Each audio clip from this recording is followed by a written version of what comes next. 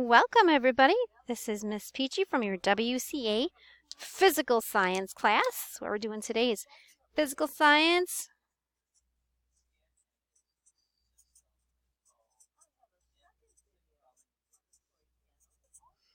Here at WCA, where all the cool kids go to school. And I'm doing a little supplemental video for you guys because we didn't have a chance in class to talk about acceleration, and I want to make sure we have a chance to do that. So we did talk about speed in class, and I'm doing this a little bit differently on a piece of paper here. This is actually my preferred method of teaching, to be honest, is to be able to kind of do a little bit freestyle in here. So just to recap really quickly what we did in class today, we talked about speed as being change in distance divided by time. So how far did you go and how long did it take you to get there, right? And so when we do speed, this actually gives us something called average speed. If I start here, for example, at point A, say this is your house, and you need to get over here to point B, which is the store.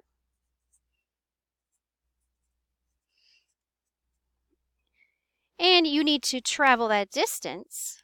Let's say the distance is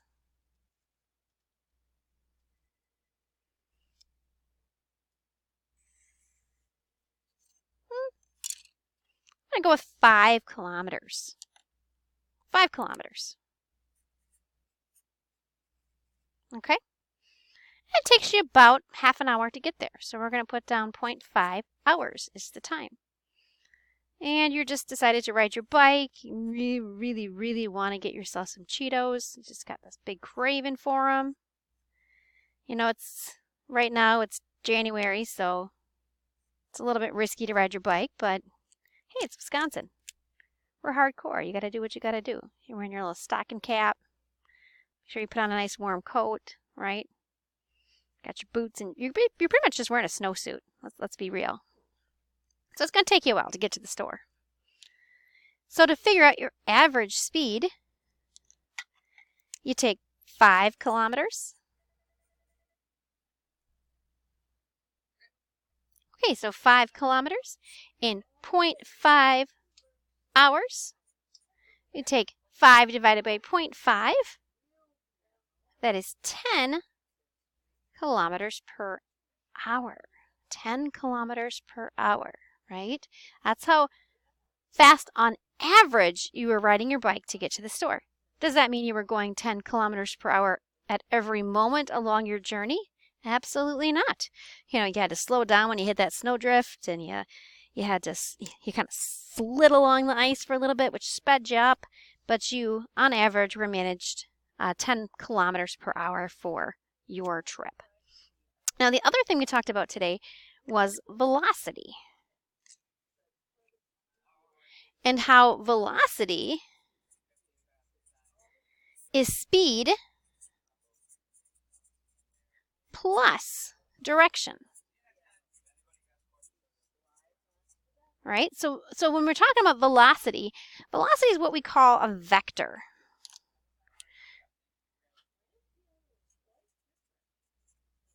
Vectors are always things that include a magnitude.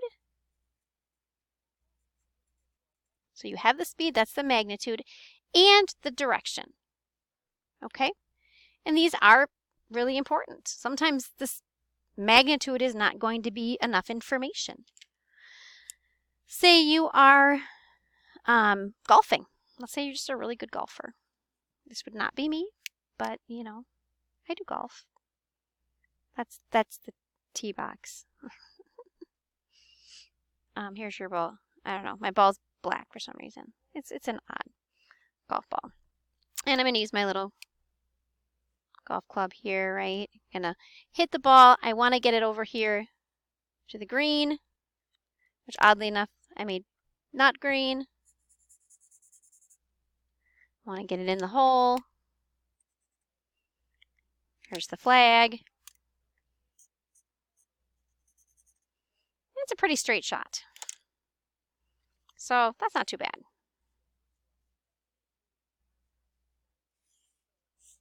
And that distance is about, we're going to use non-golf terms. It's a pretty short, that's a par 3, so this is 100 meters, right? We're not going to use the distances like yards that they do at golf courses here in the U.S. All right, problem is that I know I need to get it here, so I need to know about how fast to swing my club, because how fast the ball needs to go to travel that distance. But the problem is that I have a crosswind right now. And that wind's going to blow my ball completely to the right.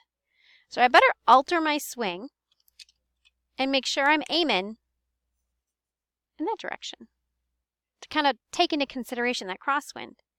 So not only is the speed important here, but also the direction that I choose to aim. If I don't choose to aim in the correct direction, that crosswind's going to take me off course. All right, so that brings us to really the point of this entire video, and that's acceleration, right? So acceleration, you probably think of speeding up.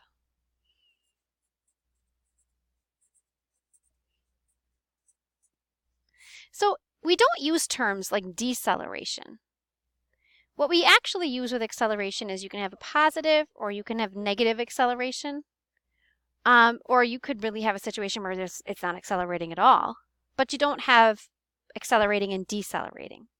Acceleration can be both positive and negative, okay? So when we look at acceleration, the formula for acceleration is velocity or change in velocity over change in time. Now, let me clue you into this little triangle that I put in the front. So this little triangle guy right there, that is the Greek letter delta. And it is used to mean change in. We can rewrite this formula as my final velocity minus my initial velocity divided by the change in time. Okay, so when we do any calculations, that's what we're going to end up using. But this is just a shorthand version of writing that. So you might ask yourself, well, what does that even mean? Like, what situations would I be able to find myself in where I might have final and initial velocity and stuff like that? Let me give you one.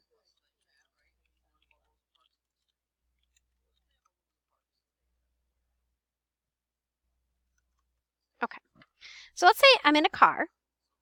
Let's make it a really cool car here. Sorry. I'll put a spoiler on the back. It's fancy. I don't know, maybe I shouldn't have drawn so much details. A bad paint job. So I'm driving this car here, right? And I know, like I said, we're used to miles per hour, but we need to get used to the metric system of measurement. So this car is going roughly 20 meters per second. So that's the speed measurement I'm going to give. Distance, meters, time, seconds, right? So we're traveling at that. At some time later, we've now clocked our speed.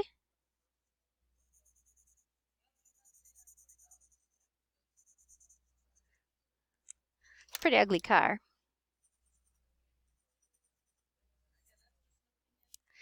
And now we're going 30 meters per second, okay? The time it took to go from here to here, it took roughly 5 seconds to increase my speed. So if I plug this into this formula up here, my final velocity is 30 meters per second.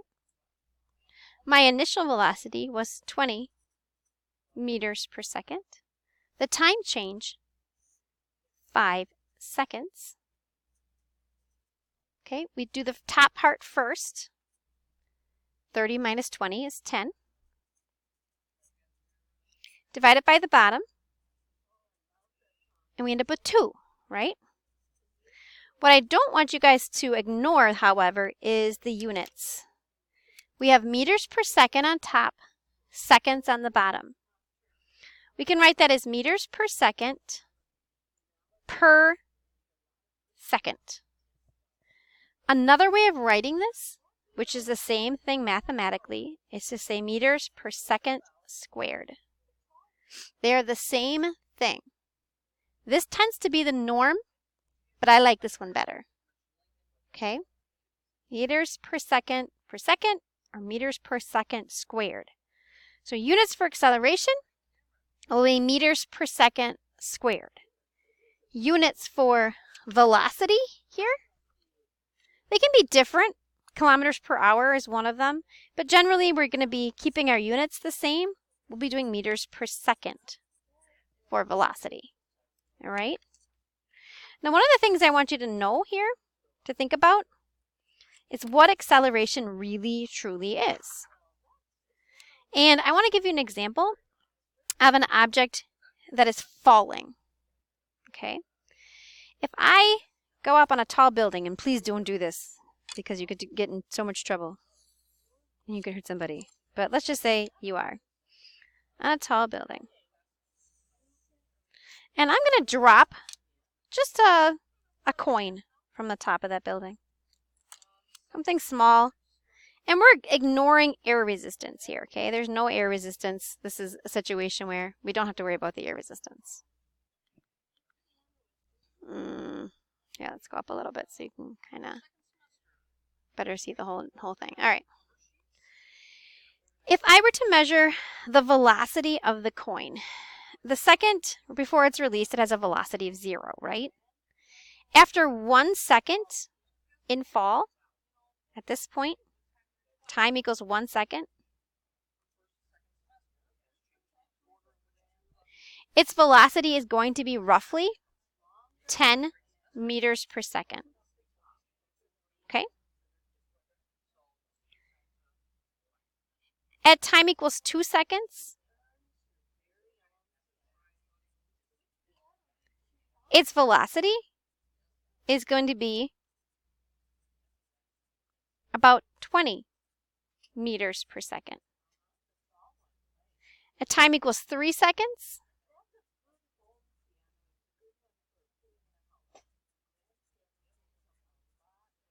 its velocity is going to be 30 meters per second. Okay? You see what's going on here? It's actually getting faster as it falls. We can think of this as the change in velocity. It changed 10 meters per second. It did this in 1 second of time. Right? Again, it changed 10 meters per second. And it did this in a second of time. So its acceleration is 10 meters per second each point. At each point, it is accelerating, which means in this case, it's at a positive acceleration, so it's speeding up, at a constant rate. So its acceleration here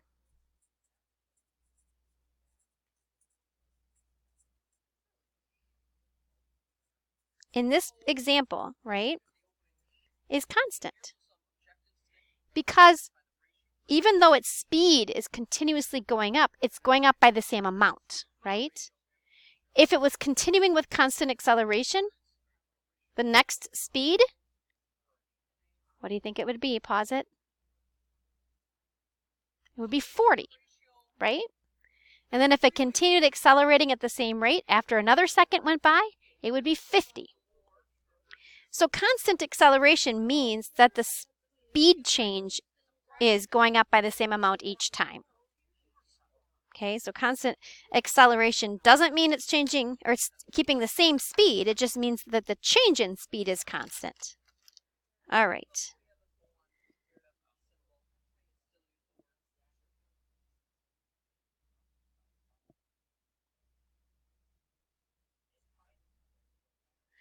And we can actually graph this situation. I was telling many of you guys in class today how much I love graphing, right? But we can graph this situation. I'm just going to do a quick graph without graph paper, without, you know, kind of more of an eyeball graph, right? But in a graph of acceleration, we put speed on the y-axis and time on the x-axis. We'll say 0, 10, 20, 30, 40, 50, right? So speed versus time, and then we'll say 1 second, 2 seconds, 3 seconds, 4, 5, 6, 7, etc. At time equals 1 second, its speed was 10 meters per second. At time equals 2 seconds, its speed is 20 meters per second. At time equals 3 seconds, its speed is 30 meters per second, right? At 4 seconds, it's 40. So if you do a speed versus time graph, constant acceleration shows up as a straight line. Now, we did a graph in class today where we did a distance versus time graph, right? So let's do that one side by side. If instead of doing a speed versus time graph, we did a distance versus time graph, I'll put that over here.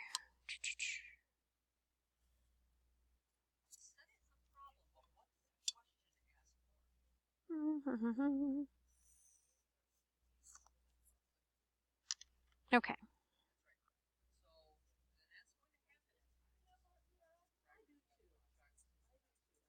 Okay. So if it's traveling at 10 meters per second, that means after 1 second, again, 10, 20, 30, 40, may have to go higher on this one, 50, 60. At 1 second, it went 10 meters, right? Then it's up to 20 meters per second. So at 2 seconds, it went an additional 20 meters. So 10 more, but an additional 20, it's going to be up there. At time equals 30 seconds, it's going 30 meters per second. So you have to add 30 more to the dot we just put. 1, 2, 3. It's already up there. So on a distance versus time graph,